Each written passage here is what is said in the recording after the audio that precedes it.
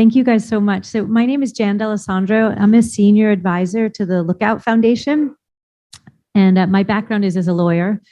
I've been general counsel of a bunch of venture-backed startups. And so have basically spent most of my career negotiating. But I think what I've learned is that we all spend most of our days negotiating. And so I've sort of culled together some strategies that I've learned and implemented over the years that I wanted to share with you.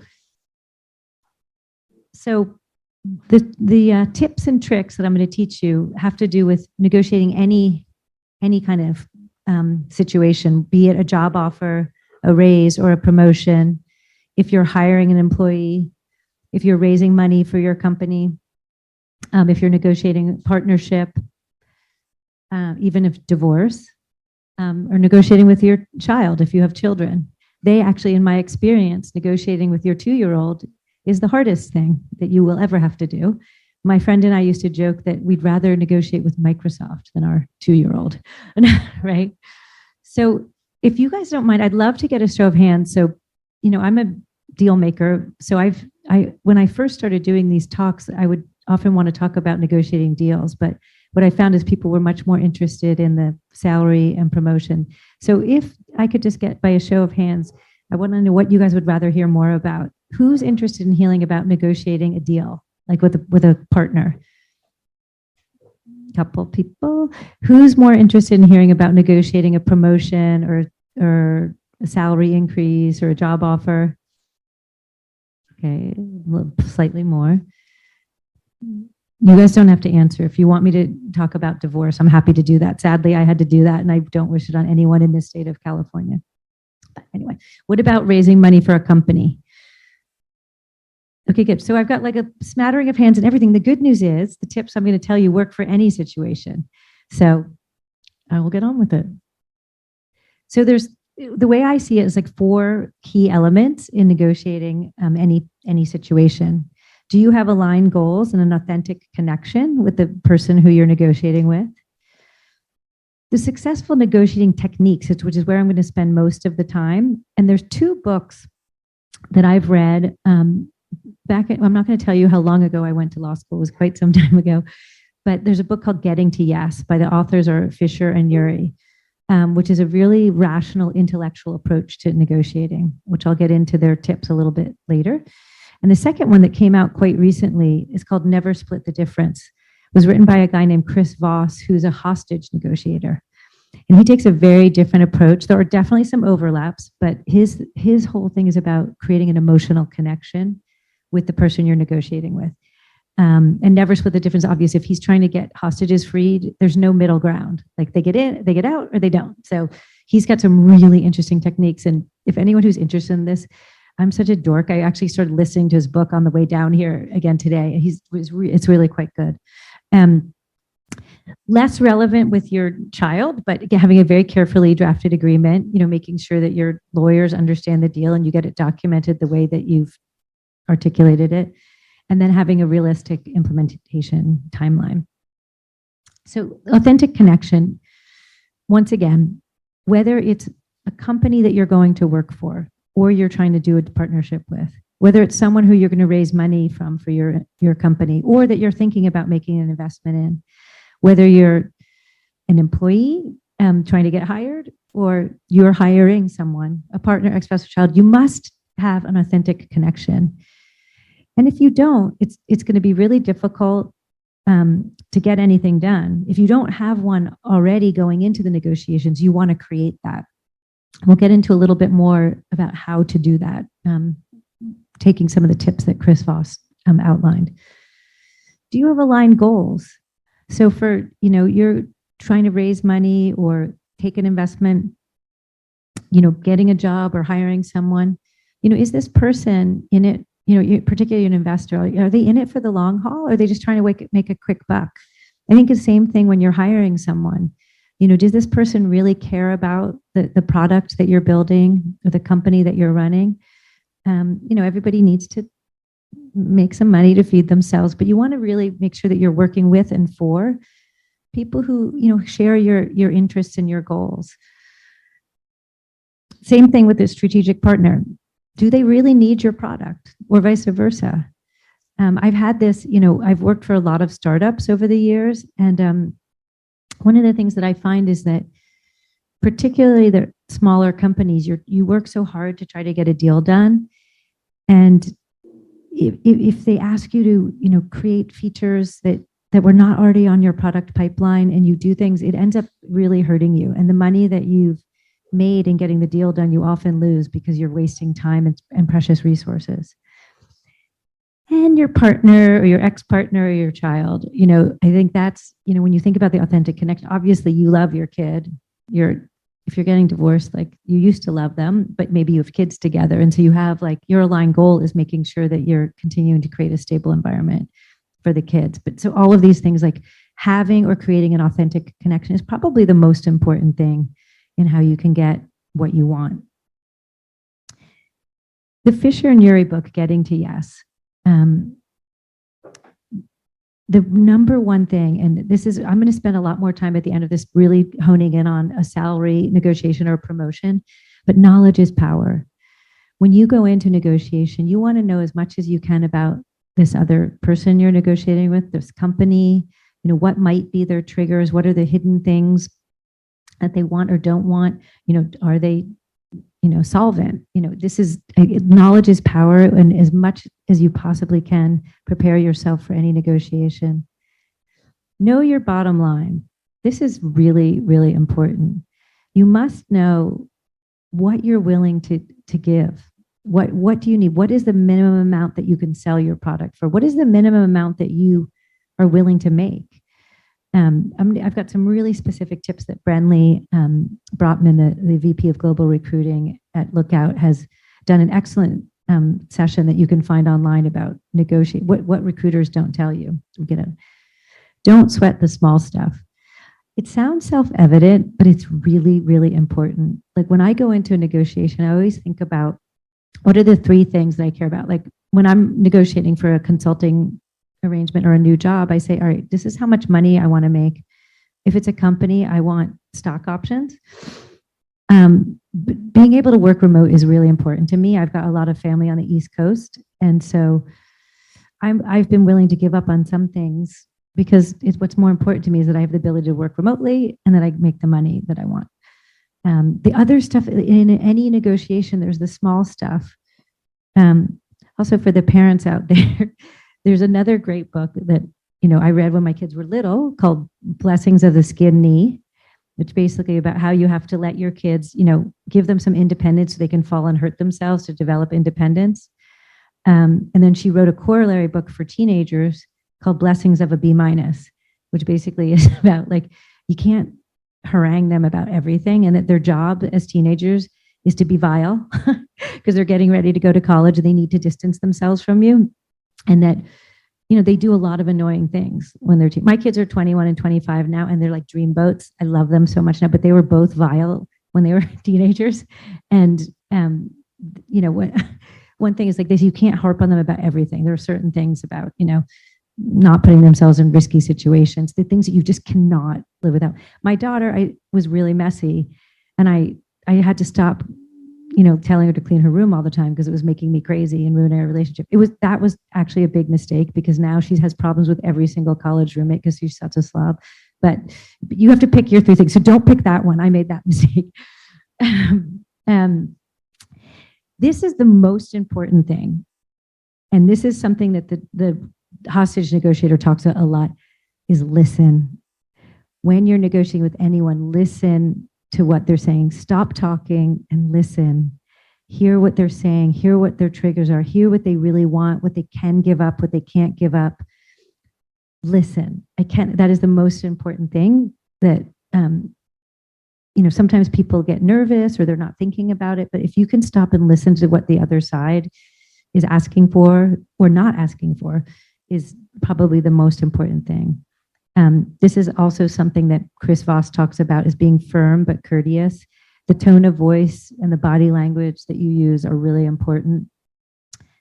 This is something that the Fisher and Ury folks talk a lot about, that, and the hostage guide doesn't agree with, is that focused on interests, not positions. Again, what is the goal? Like, what do you want? Like, if you're, you're interviewing for a job, you want the job and you want to get the most money that you possibly can. And so watching, like, reading, we're going to get into that about the way that recruiters look at this, but focus on the interest, the ultimate goal, not your position, separating the people from the problem. Again, I've had this, like, I negotiated a lot in the entertainment industry, and we're negotiating with like Warner Brothers Film or music. They were so obnoxious. And I got so angry that is actually why I stopped practicing law, because they were so mean. And like, and then I would, but again, and particularly this one lawyer triggered me every single time. And I realized I had to like, just forget about him and think about what was the best deal that I could get for my company. Again, this is something, inventing options for mutual gain, goes back to the aligned goals. You want to have a win-win. That's going to be a better deal, a better partnership, better everything. I'm going to skip that one because it's kind of feeds into the other ones. But when you get to yes, stop negotiating. This and the listen are the two most important things I can tell you. Once you get what you want, I've seen it so many times, people keep talking and I'm like, shut up. You got what you wanted. You immediately should go and get the agreement prepared, if it's not already, and signed before people change their mind. And so that's the number one thing I can say. When you get the answer you want, stop talking. So I've already alluded quite a bit to this book, which is really incredible. I don't know if you guys are a dork like me, but this guy has like this voice that's like amazing. And he's gotten people like he saved so many lives by implementing these strategies. But his number one thing, again, is listen, listen, listen. He's got this thing when he says, just not just speak slowly and assertively, but he says he's got 3 different tonal voices that you can use. And the one is, he calls it the late night FM DJ voice, where he gets really, and he says it like completely puts people at ease, and they think he's like this just chill guy. And, he uses it very effectively. He talks about, he once had some people who had hostages, be inside a house or something. And that he talked like this for 6 hours. And they finally came out and they were like, what, with their hands up. And they said, well, you were so calm. We knew you weren't going to shoot us if we came out. And we just realized you weren't going to go away either. So just by like, wearing them down, like that works with your kids. Like, be calm. They realize you're not going to change your mind. No is not going to become yes, and the other voices is sort of like the friendlier, he calls it sort of sing-songy, that can sometimes work at most times, actually putting people at ease and realizing that, you're kind of a kind person and you're not out to get them. And he said you very, very rarely want to use the assertive voice, very rarely in negotiations, which kind of flips on your head what you think that you've heard most of the time, and especially if you've had to negotiate with men, which most of us do, most of our careers. Again, making authentic connections, creating the meaningful relationships. He talks a lot about the tactical empathy versus separating people from the problem. He kind of attacks the Fisher and Ury people quite a bit, but then again, I've seen a lot of, similarities in the things. And this is a lot about being, having emotional intelligence, looking at the other person you're talking to, trying to create connections, watching their body language, mirroring the body language. This is really interesting. The mirroring that he talks about, I'm skipping a little bit ahead, but is that the mirroring, like one of the most effective techniques he says is that whatever the person says to you, you repeat back the last 3 words that they said to you. And he says this is really, really impactful because it indicates to them that you are listening to what they say. By you saying it, it's making them think that you actually do have aligned interests. And it's kind of disarming to people, but also puts them at ease that they're like, oh, okay, we're on the same team now. He gets into a lot of details about that, which is just really cool. He gets into a lot of tips about how you can tell if your counterpart is lying. There's things like I was just at the TED conference in Vancouver, and I saw the CEO of TikTok speak. And he just, been lobbying on the Hill, and, he's very articulate. He's very savvy and handsome, and he's clearly had a lot of media training. but I was watching him when the interviewer asked him a question, he swallowed. And I watched his Adam's apple like go up and down. I'm like, oh, he's lying. Like I could totally tell that he was lying about what he was saying. It was really interesting. Like, watching people's, movements. He talks a lot about like labeling emotions. When you see people, getting away, like getting agitated or something, saying, I can see that you're agitated. And, this is how we're going to get over that. He also, this is really interesting. The other book is all about getting to yes. He talks about calibrating your questions. When someone says no, he loves it because he says, then you know what they really think. If they're saying, no, I'm not going to do that. No, I don't want that. And he talks about how you can use that no as like your jumping off point and developing strategies that take you from there. And again, it's giving you knowledge. Also knowing your own negotiating style and by identifying the others and know when you should use your own or, flip the switch and, start using theirs. Like I've always like had this negotiating style that people have made fun of me for because I'm like, I act really nice and friendly and I listen a lot and then I listen and then I'm like, okay, yeah, I hear what you're saying, but actually that's not what we're going to do at all.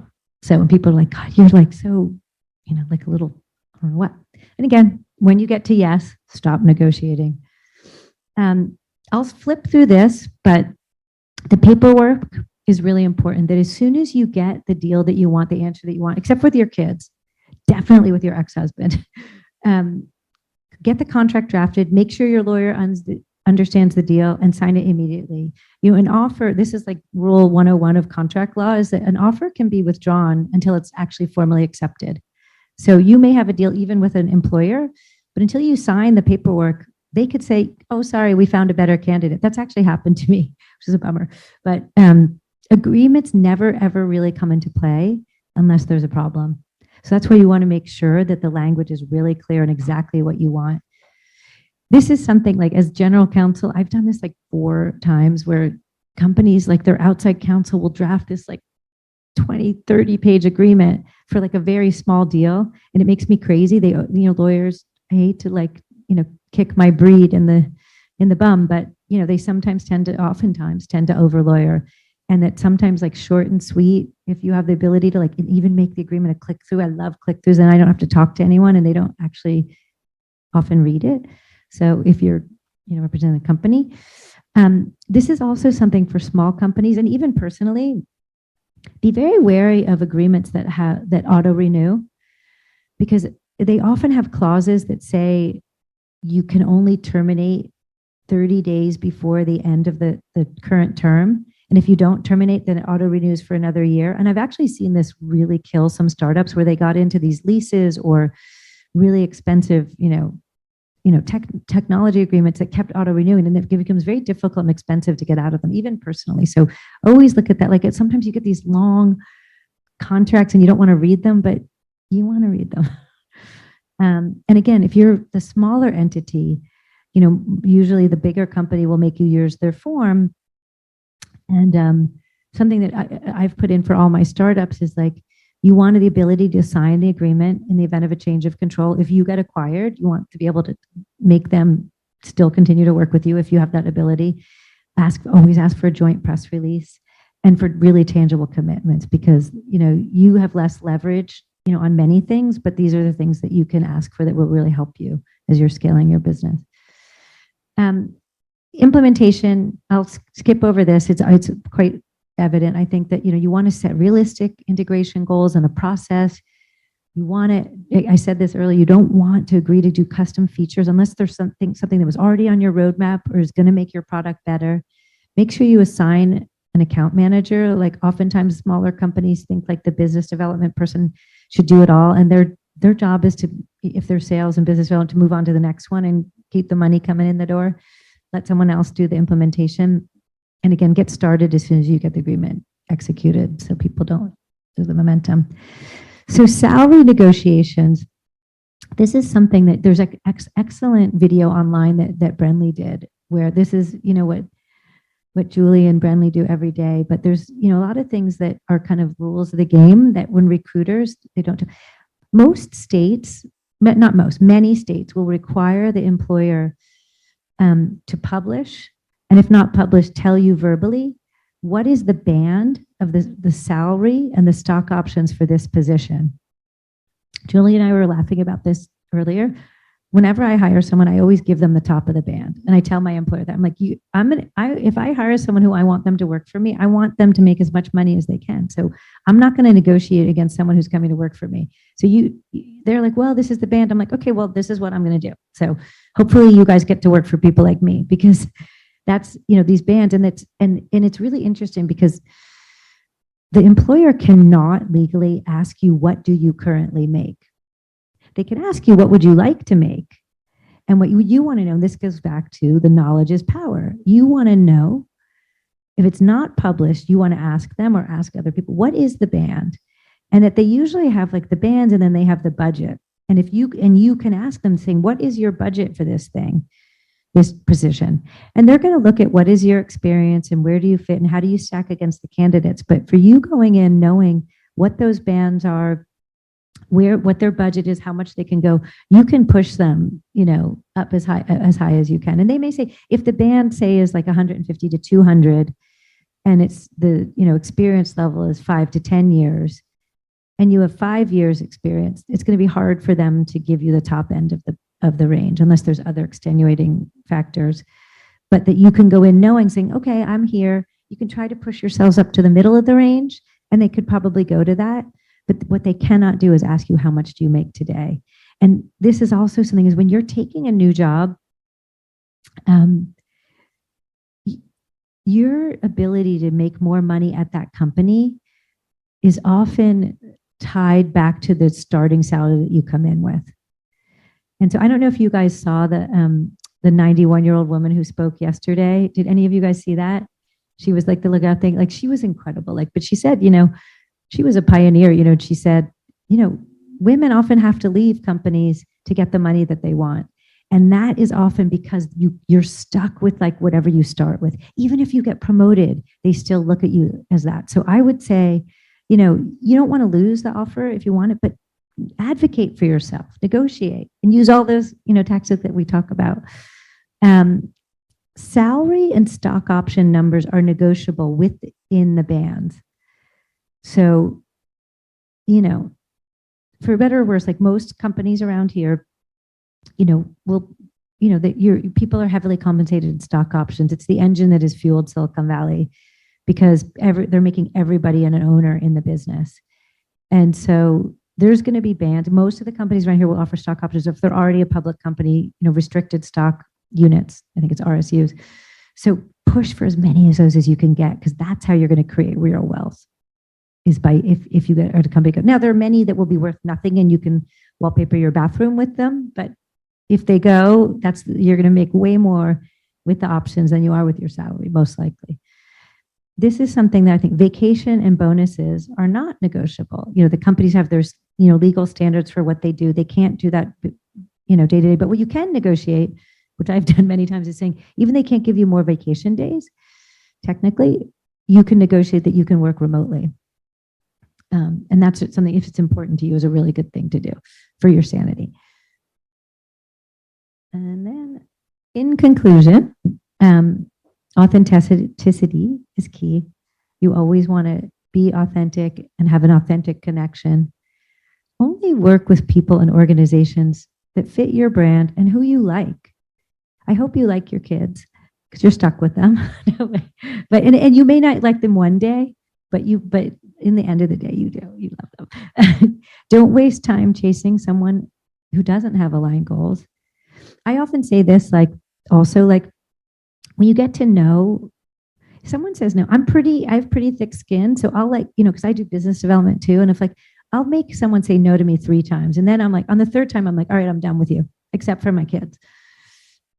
Listen. Try to create a collaborative and empathetic setting. Always remember your bottom line. And when you get to yes, stop negotiating. So that's all I've got. If anyone has any questions for me. Yes.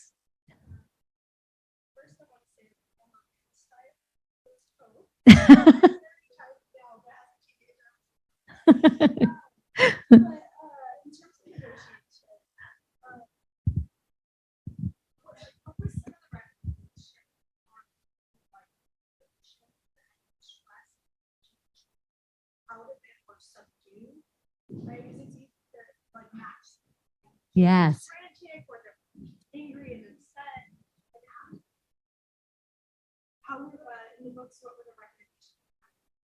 Yeah. So no, it's like it's the things of saying acknowledging when you see someone really upset, sort of giving it a name and labeling it and saying, I can see that you're really upset, and I can understand why you might be because of this, that, and the other thing.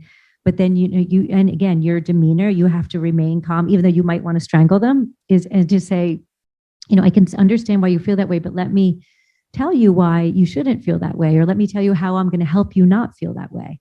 So it's really about sort of, again, creating this emotional connection with them by acknowledging and recognizing how they're feeling. Yeah, and exactly. And sort of like, but acknowledging that it's really important. They say to acknowledge their emotions and even say it. I can see you're angry. I can see you're, pissed off or whatever it is, but saying, but, I'm going to help you not feel that way, by, doing this deal or giving me this job or, whatever it is, by not eating your second ice cream today. Like, and I don't want to even get into the divorce thing, but like, it is, it is, it is an interesting, terrible negotiation, but you can actually get what you want sometimes, which I did. It took a long time, 4 years, but I got what I wanted. Yeah, is there anything else? Okay. If anyone has any questions. Oh, this was an hour? Okay, what? Oh, okay, good. I thought it was 20 minutes. I was like, I could keep going. I can't sing. I would if I could. I did used to work with Lady Gaga. That's a fun fact. And she's amazing.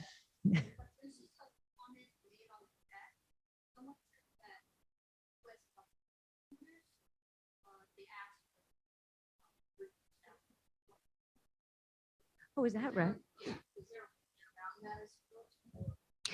Oh, I think it's the same thing, like sort of skirting this. If they say, what did you make before? What you should say is just ignore them and say, I would like to make this.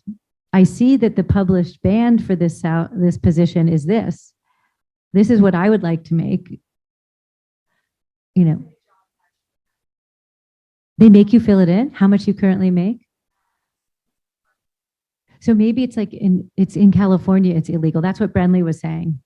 And New York and Massachusetts. So Lookout's headquarters are Massachusetts and California, and those are two states that don't let you do that. And more, I think Brenly said, is 9 states now require the employer to publish the range on the job listing. And then the range is, it's, it is what it is. I'm saying. And if you're working for me, I'm going to give you the top of the range. Like, and also, this is like saying, we're a group, a room full of women who want to hire women. Like I will always give, any woman who wants to take 20 minutes of my time, to talk, and we got to take care of each other. There's still mostly dudes in the position of powers, and some of them are good guys and some of them aren't. It's awful. Like when I was a young lawyer, I went to go work. My first job was at this very fancy New York law firm, and there was this like super successful, attractive woman lawyer, and they had like a welcome cocktail party for us in like the top floor. And I was like, oh, this is going to be my mentor. And I went up to her and I said, oh, hi, I'm Jan. I just started working here. And she looks at me with like hatred in her eyes and said, I just help out with recruiting every now and then, and turned her back to me to talk to other people. And I'm like standing in the middle of the room, like, and so like since that day, I vowed to like any woman who asks me if I'm going to help, like this woman like deserves to like rot in hell. It was so mean, So, and yeah, I've had cool, and like I've worked with some good guys too, but a lot of them are jerks, and they try to, lord their, power over you. And don't even get me started about like, yeah. And the fact that like only 3% of venture-backed companies are started by women, sad. And I think that there was a statistic I heard, this is interesting, that there were more men named John on boards of US companies than women on boards of US companies. And I think that this time, for the first time ever, there's actually more women than men named John. but by like 2 or something like that. You know? But that's why like it's amazing that you guys are all here and entering a field that whoever saw like that 91-year-old lady, I interviewed her and she was amazing. And she said, I said, well, what was it like being a woman? You know, one of the first women in the computing industry. She said, well, she said, before an industry is hot, it's only women. She said, because they don't want to do it. The guys don't want to do it until they know it's hot. And then she said, so there's so much opportunity. And I think about AI, you know, an industry that's been there forever, but also it's exploding. So she said, women get in there first. But she said, then, you know, she's like, the men who I trained ended up becoming my bosses. And then she said, you know, I had to leave to get the salary that I wanted. And then, you know, going back to what I just said about taking care of each other, she was at Hewlett Packard and they decided they were having some financial trouble. So they decided to get rid of the entire consulting business. So they were just selling the machines, but had no one to help with customer support. And her best friend was kind of the one who did it all. She left and started her own business. And so this woman, Mary, called her friend and said, get down here right now because I'm about to build your consulting business because we've just, you know, we're firing everyone and you're the best there is. And I'm the one who gets to decide. And she gave her so much business that Mary ended up quitting HP and going to work with her because there was so much business that they created. And so that's the kind of stuff that when you have the opportunity to help our sisters, do it. Do it. All right. Thank you so much.